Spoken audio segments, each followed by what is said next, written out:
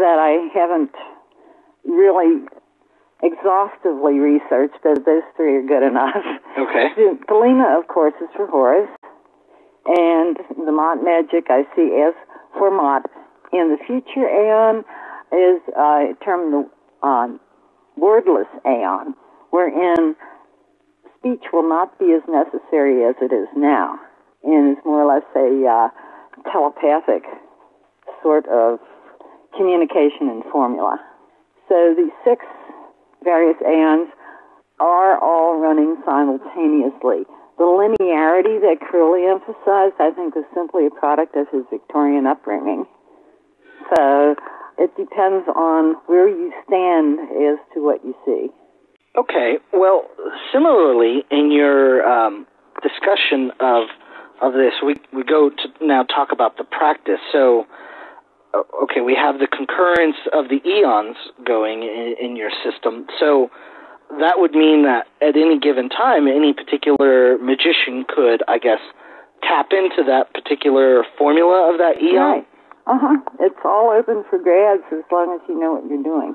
Okay, let me read a paragraph out of your book that kind of, I want to get it explained a little more. It says, Mott magic arises from and is a form of thelemic magic, the system of initiation formulated by Crowley.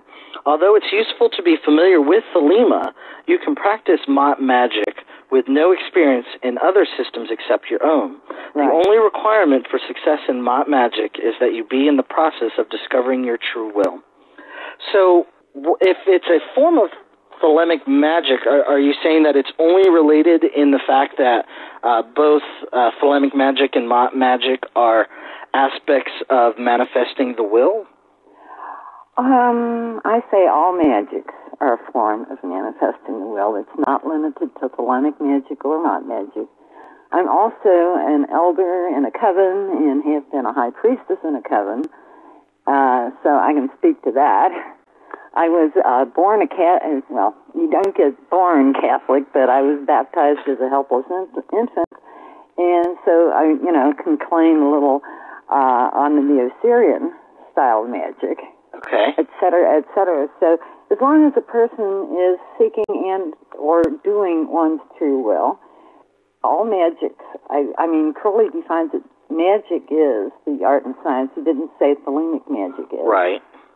So it's a sort of a general requirement of at least an awareness that there's more to life than meets the eye. And the only pursuit worth pursuing is finding out about it. Then what sets Mott magic different than thelemic magic, or what makes it its own thing within the kind of the groupings of thelemic magic or magic in general? Well, good question, and I hadn't really considered it. What makes it different? Ra-Hokwit is a god of war and vengeance. And, I see thelemic magic mainly is to counter and to tear down all the black practices that have existed up to the point of the writing of Liber Al.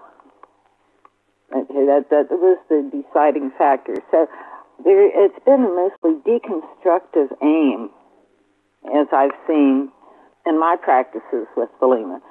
Mott is the restoration, because we cannot live in the midst of the destroyed old black formulae, but we need to reconstruct after the deconstruction to build a better formula, and this deals with trying to change human nature, some may see, and yeah, it is. That I have 3 points to Mott magic and what the aims are. The first is personal transformation for the individual practitioner. You do it to change yourself. Second one is to produce the next species of genus Homo, Homo veritas. Okay. And that is a mutant variation of us wherein, let me rephrase it, the emphasis is on the development of a telepathic and empathic field that already exists as the Jungian racial unconscious. Okay? And one of the points of Mott magic is waking up the racial unconscious to become the racial consciousness. And the third factor is to learn how to communicate with non-humans. We have our intelligent animals here on the planet already, and there are other entities that perhaps can be seen as separated from us, not so much by distance of outer space, but by being in a slightly alternative universe. Now, there are many of those. Now, when you're talking about that, I mean, we already have existing spiritual technology to get in touch with, to use the common terms, demons and angels or entities of higher consciousness. Is that the kind of entity you're talking about? Well, it can be any and all. It's not restricted to any particular dimension, any particular distance, any particular means or vibrational levels, or however people phrase this thing. It can be dolphins and elephants too. It's non-human, however you care to define that. Okay. So no limits on that at all. And so far, the emphasis has been basically for the individual in the practice, and basically for the change of the human race. Because, if you look around, read the news, just watch TV, we are not as human as we need to be. If that makes sense. Yeah, there are times where you have to wonder if we're actually devolving rather than evolving. Well, there are always opportunists who will take advantage of our lack of communication. One of the biggest jumps forward has been the development of the Internet, in my humble opinion, that this is definitely a step toward species consciousness, as it were.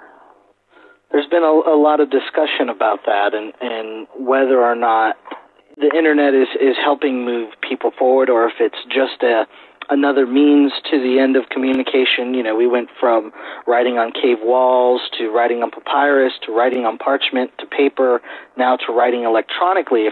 If all that's really changing is the means, or is there something more to it?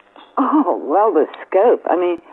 Just taking the Horace Mott Lodge online, for instance, we have people from, of course, England and Australia, and the Netherlands and Brazil and Russia and Czechoslovakia, and I think we have some Oriental folks too. So it internationalizes the dialogue, and more people can be in touch at greater distances. Right. It removes the geographic barriers. Yeah, and that I think is its best characteristic so far. Well, this podcast alone has over 1,000 listeners spread out throughout the whole world. I think we've got listeners on almost every continent, 20 or 30 countries. So, well, there you go. Yeah, it definitely allows the message to get out. However, I would suggest to everybody put it on paper, copy it to paper, print it out, and store it away, because the only problem with electronic communications is ephemeral. Yes. It's very much so. Now, in your book, not only do you have the theory and the practice section, you also have your Liber Pennae Praenumbra. Yeah, the book of the foreshadowing of the feather. I also, by the way, I rewrote it in the way of mystery in the back in the appendix. I thought, why do I have to use this King James Bible crap that Crowley was stuck with, Liber Al? Not to be disrespectful to Megatherion, but he was a child of his time, too. So what is this Liber? What is the message of it? And is it personal to you, or does it have relevance to humanity in general? I think it's yes to both. Both relevant to me and I think to humanity in general. Did you read it? No, I have not had a chance to read it. I apologize. Okay. Well, it goes by fairly quickly. In fact, I suggest you could do a side-by-side between the old version and the new version. It's simply, how does one say, I was kind of given a grand tour of things during the visionary process. Got it verbally first, just orally. And then as soon as that particular vision faded out, I went and sat down and started writing, and I sort of heard a narrator, as it were, putting the words out and sort of like recapping what I saw. I also did a painting of it, too. But, yeah, I try to go multimedia whenever I can. But this was it was a visionary thing that had followed a visual thing. The character you may have seen mentioned of Natan, it was my interlocutor, as it were. And Natan is the persona I was presented of the fully developed human race coming back in time. Sort of, if you're a science fiction fan, there was a story, I think it was Heinlein's story, something about all you morons out there, or something, the fact the person traveled back and conceived himself before he had a sex change to be, in other words, it's a time loopy thing. That the entity that gave its name as Natan came back to make sure, to load the dice, as it was put, that he did come into, he, she, and it, us, them, came into existence to move the human race on. Because there are forces of resistance. I mean, even nature resists change, as Crowley said, to our development. And the point of the apparition, the visits, the writing, and all this is to give us an edge to overcome our stupidity before we blow ourselves to bits. In fact, this was back when the nuclear clock was like at 11:55. Oh. If you remember the nuclear clock. Yes. Right. So the things were pretty hairy at the time, it felt, and so this was the appearance in the tour, and this whole development was more or less to save our bacon until we got smart enough to save it for ourselves. All right. I did have a chance to go through a little bit of it, and I'm not saying that I read it fully, and that's why, but I did skim it, and I read a number of your notes, and I noticed the last section of Ipsos, and you're saying the word of the eon is Ipsos. Yeah, now it turns out to be a name. Post that was there's a market research company of the same name, and I think there's the same name. Ipsos is also a Greek island. Oh, okay. Which I found out after the fact. Well, can you talk a little about what the word Ipsos means? I mean, you talk about it in here, like the various spellings of it. Oh, yeah. Well, the way I picked up on it, I came and I thought, okay, let's parse this thing out. And Latin for the same is ipse. Latin for either bone or mouth is os, like osteoporosis, etc. Right. Okay, but it also is like osculate for kissing, etc. So you can have either bone or mouth. You can translate that. So a lot of the formula is repeated in Pene Penumbra is by the same mouth. It points out contradictions. The little paragraph 19 on page 94 of Mont Magic. By the same mouth that breathes the air do words of doubt pour forth.